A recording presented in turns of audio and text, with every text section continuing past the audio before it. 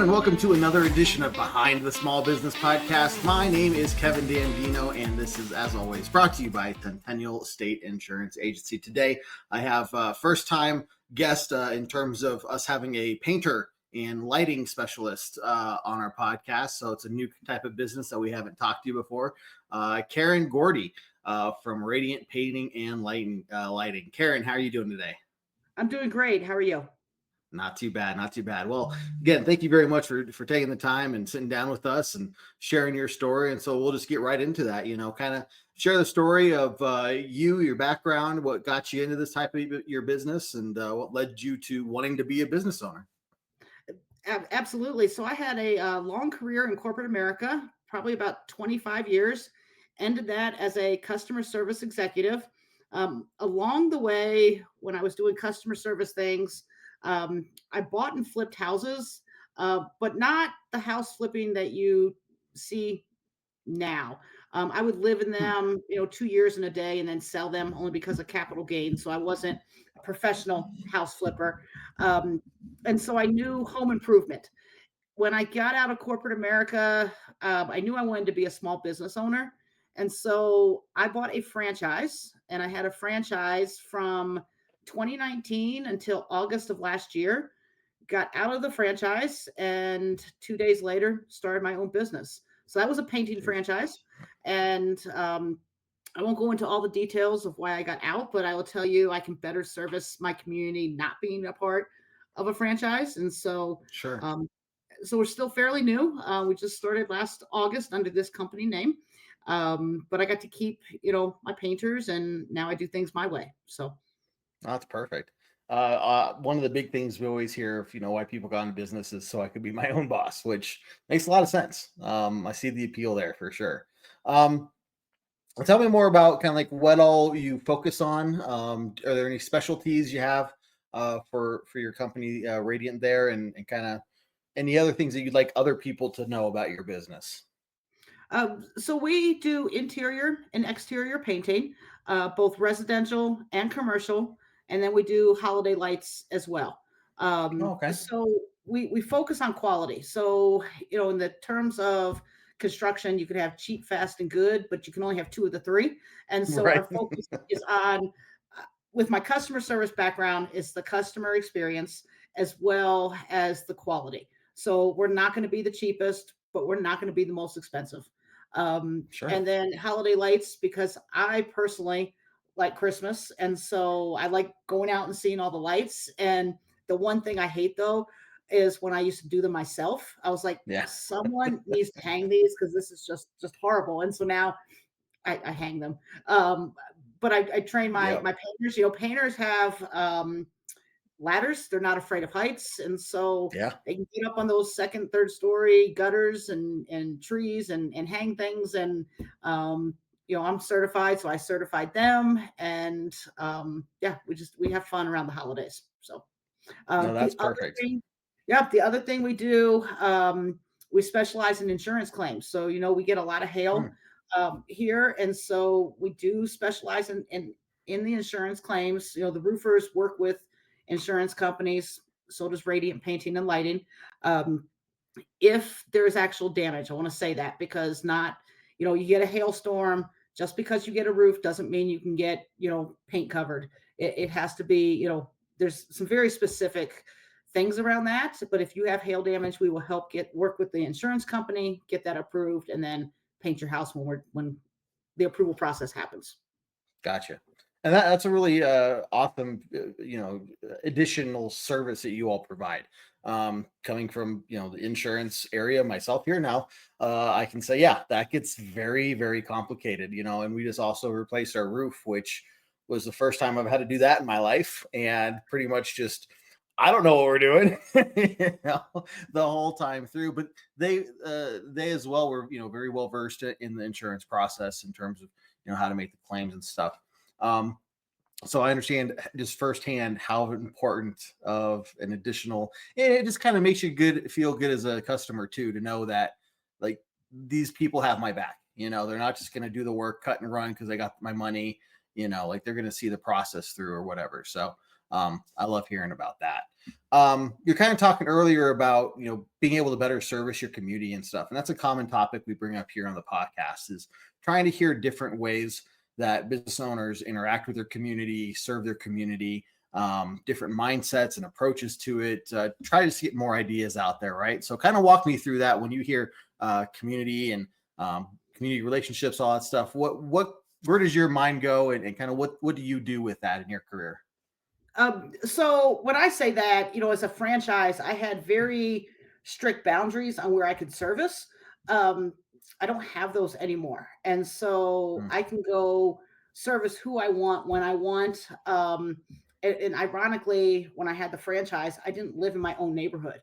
And now, and I would have to talk to other owners in order to, I mean, I've painted what, 4 or 5 houses on my street, right? Um, sure. I can go paint a sixth house if I want without asking permission, um, Mm, and really be involved in my local city versus maybe 30 minutes, 40 minutes down the road, and really give back to my local community. yeah. No, I love that answer. Sometimes just the little things. And I mean, painting a house is not a little thing, but it's something that definitely gives back and just kind of makes you feel closer to those that you live in proximity with, and they get to know you, and it just builds those relationships, right? So I love hearing that. That's fantastic.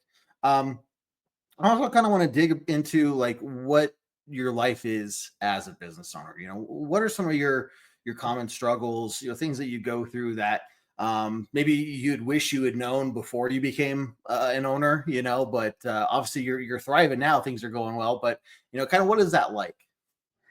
I wish I would have known, you careful what you ask for. You want to be your own boss.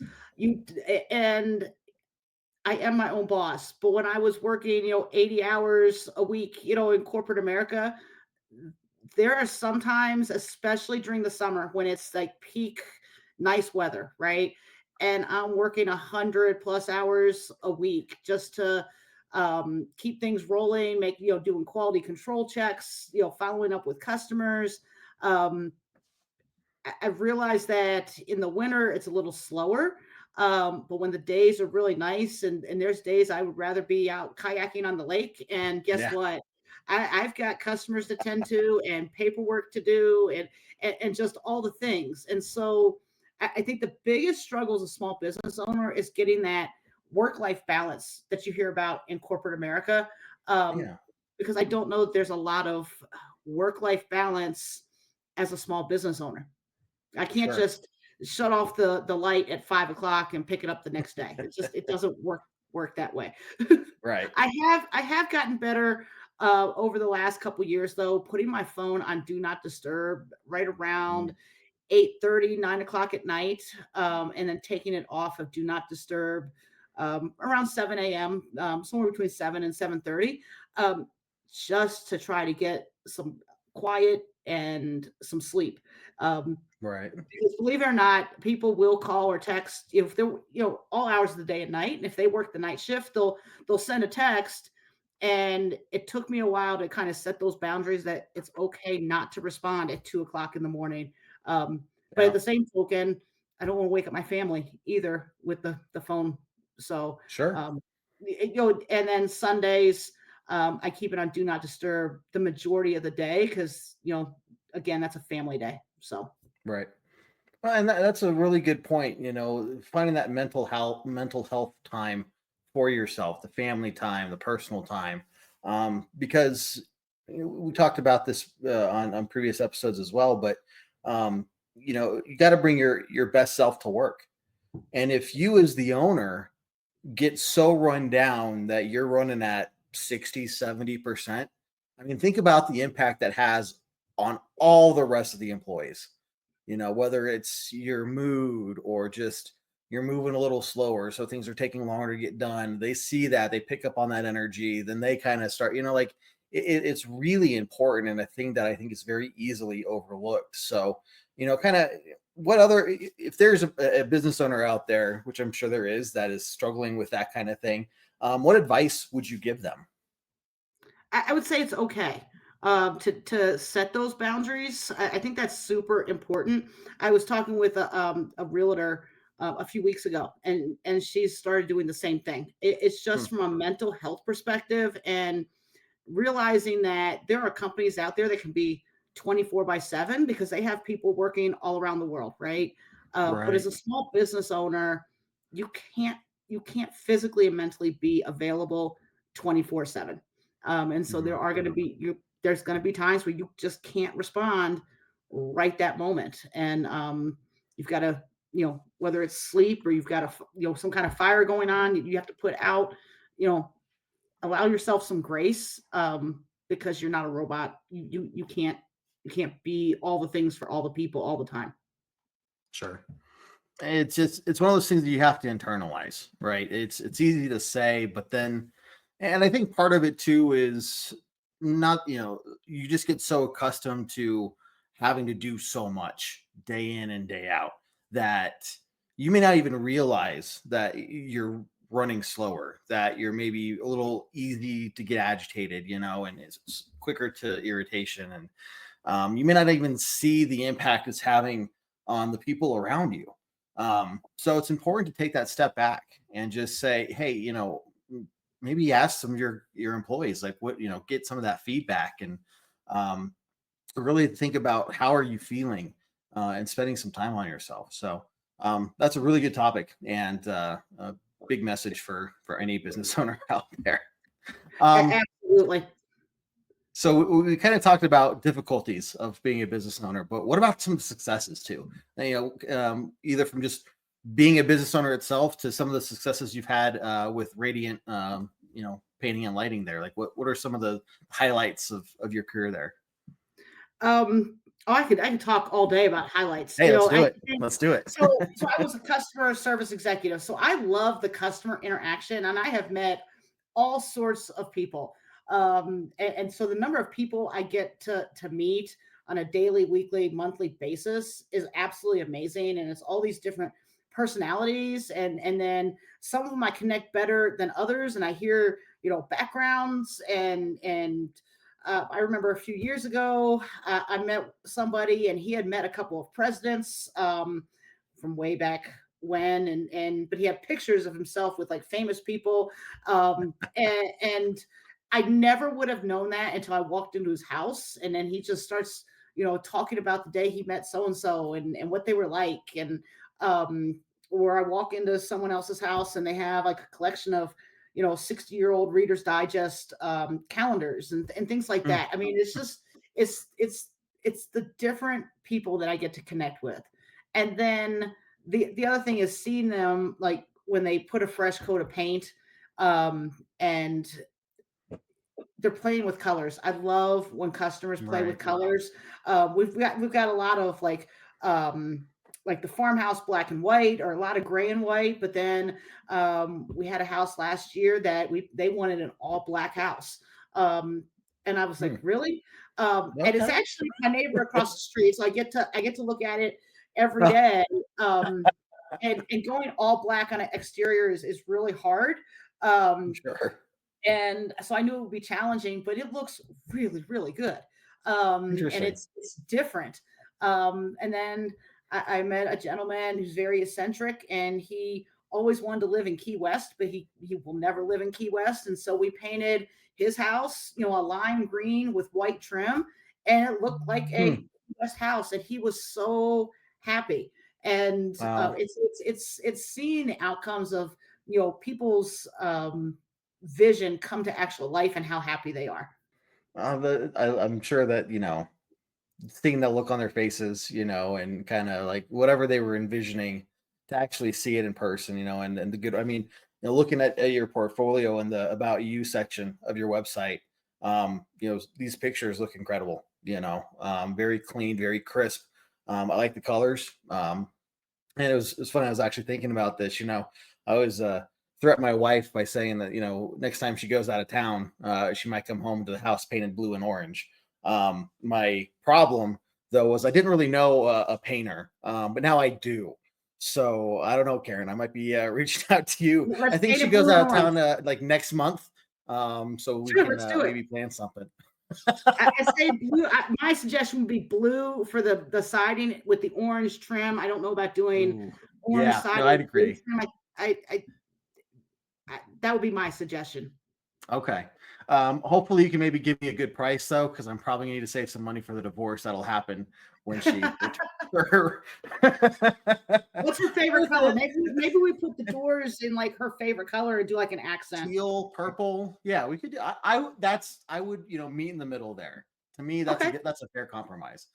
fair So fair we can enough. surprise her with it. Well, seriously. Yeah, Karen. The other topic I kind of want to bring up that I bring up to everyone, and you might have some unique things there, kind of dealing with people climbing ladders and dealing with construction type of stuff is insurance, right? So, what are some of your thought process when you approach insurance for your business, and what are some of the things that you have to deal with and contend with in terms of just making sure that you're properly covered um, for your employees and everything? Um, so it's the ladder usage. When I apply for insurance and I try to I at least shop around and don't necessarily change, but usually once a year I shop around just to make Mhm. sure that the person I'm getting my insurance from is really giving me, the right price Yeah. because and I say that because we're up on ladders all day, every day. Whether Hmm. it's painting, whether it's lighting, and making sure that they'll cover 32-foot ladders. Every once in a while, we need a 40-foot ladder. So will they cover that? Hmm. And because I do painting, the question always comes up, well, do you paint bridges and overhangs? Absolutely not. Right. Um, you know, but being prepared to answer those questions, it's really Sure. important to have the right coverage. Now, let me knock on wood. I Right. don't when I say this, but if someone would fall off a ladder, which has not happened in the 6 years I've had insurance, do I Sure. have the right workman's comp policy? Do I have the right general liability policy? And then when I formed Radiant Painting and Lighting, the lighting questions. The lighting is super important because do I have the right coverage? Because I don't want to burn someone's house down. And Yep. so, and I will admit, until I got certified in the lighting, I was kind of nervous. Do I really want to do this? Do I not? And I did get certified, but I asked a lot of questions before even taking that piece on. Um, Sure. eh, and I think it goes back to integrity. And if I'm putting my name behind my company, we better be sure what we're doing. And when we put our lights, they're professional grade lights. They're not the DIY lights that you get in Home Depot. So Mhm. want to make sure there too we have the right coverage. Yeah. And the point here that the reason I always bring this up, and it's not to put you on the spot as a business owner to go, oh, I haven't thought about that in a while, right? But you see these commercials that talk about, oh, you start a business, get your insurance quote in 3 minutes. It's got to be successful enough that they're making enough money they can afford to make commercials on it, right? And that is Fair. just such a huge danger for any kind of business owner, because I imagine it sounds like you've done a ton of research. You're knowledgeable at least enough to know kind of what you need to feel comfortable, right? Because you don't want to be in that situation where, again, knock on wood, God forbid, something happens and you immediately start worrying, oh crap, am I covered by this? But to have that knowledge and to say, okay, I know I'm covered in this kind of situation, that's going to be taken care of. Um, you don't want to worry about losing your family's livelihood, and stuff like that. So peace of mind. Absolutely. And it's not just, general liability and workman's comp. It's also having the right auto policy in place for commercial Yeah. vehicles. And so thinking about that too, because when I first started this 6 years ago, it was call a toll free number and hope and pray I had enough. And then I went to a BNI meeting and met an insurance agent. And she's like, well, can I take a look at your policies? And I'm really glad that she did because I learned a whole lot very quickly.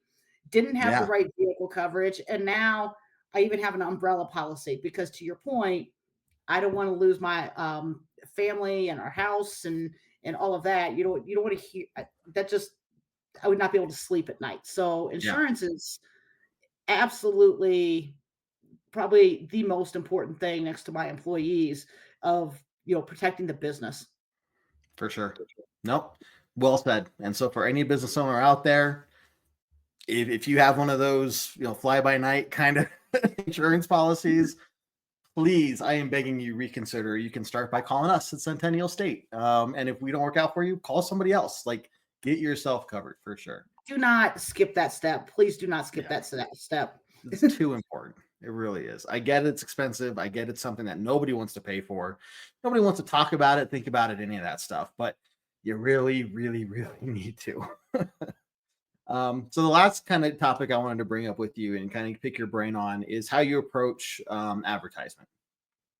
Things, is it just Google? Do you do things online? Like, what is a good approach that you found that works for you that maybe you found along the way or something like that?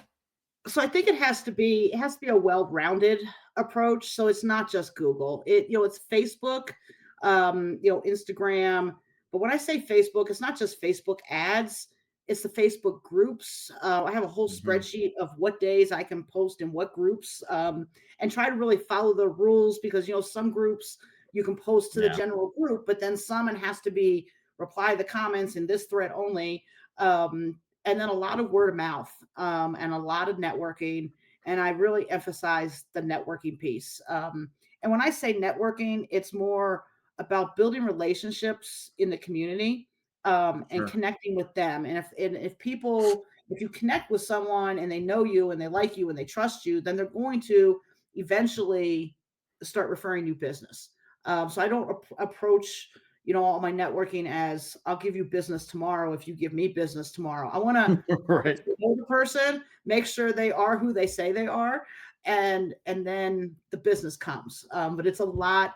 I would say that I'm more successful in the networking aspect and the word of mouth from previous customers, um, than I am on the Google, Facebook ads, etc.